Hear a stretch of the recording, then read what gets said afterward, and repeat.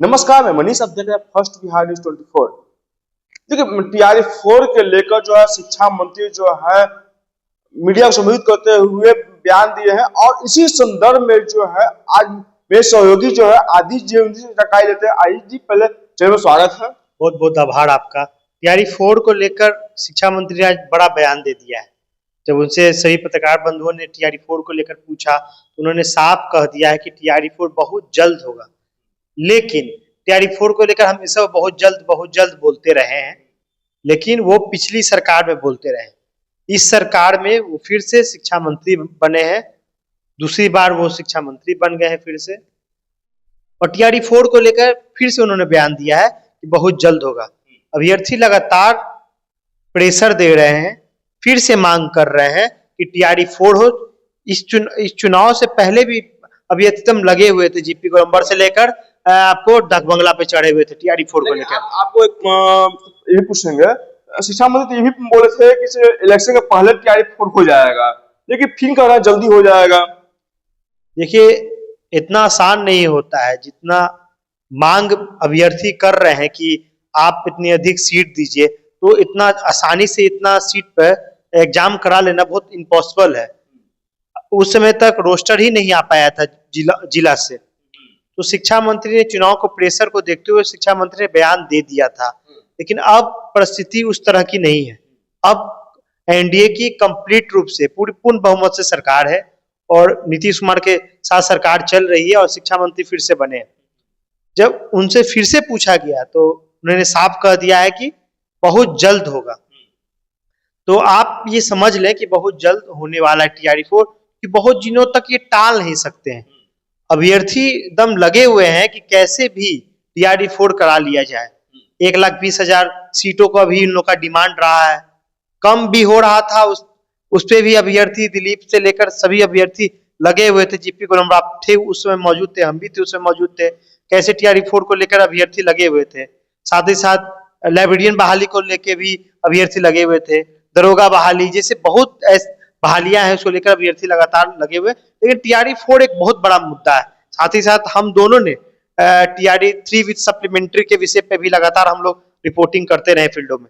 TRE 4 को लेकर स्पष्ट हो चुका है, शिक्षा मंत्री को जितना जल्दी हो सके टीआरई 4 कराना पड़ेगा, नहीं तो अभ्यर्थी इंतजार कर रहे हैं कैसे भी इनको घेरने का।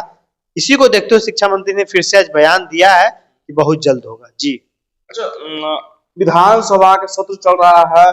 आज तीसरे दिन जो राज्यपाल का अधिवेशन चल रहा था, उसी दिन माइक जो होता खराब हो जाता है। इस विषय में क्या कुछ कहिएगा? देखिए, कंप्लीट रूप से माइक को और पूरे विधानसभा को इलेक्ट्रॉनिक से लेकर गैजेट्स को बदल दिया गया था। इसी क्रम में माइक की व्यवस्था को भी बदल दिया गया था। आज तीसरा दिन है और महामहिम का अभिभाषण होना था। संयुक्त रूप से दोनों सदनों के सदस्यों को संबोधित करना था। इसी क्रम में 5 मिनट तक माइक बंद रहा, जिससे असहज हो गए सभी सदस्य। लेकिन महामहिम का कहना था कि मेरी आवाज इससे भी तेज है, मैं कह सकता हूँ, बोल सकता हूँ। तो उन्होंने बोला है, बस 5 मिनट तक ही माइक बंद रहा, 5 मिनट तक ही अभिभाषण उनका रुका। जी, उसमें बहुत यूजर ये भी कह रहा है कि जो सैलरी जो है उनका आईटी सेक्टर को सैलरी बढ़ा दिया जाए। ये तो व्यंग है, आप भी समझ रहे हैं, तो व्यंग है कि लगातार शिक्षा मंत्री माफ कीजिएगा, लगातार नीतीश कुमार सबका वेतन बढ़ा रहे थे, इसीलिए लोग व्यंग कर रहे थे, कमेंट कर रहे थे।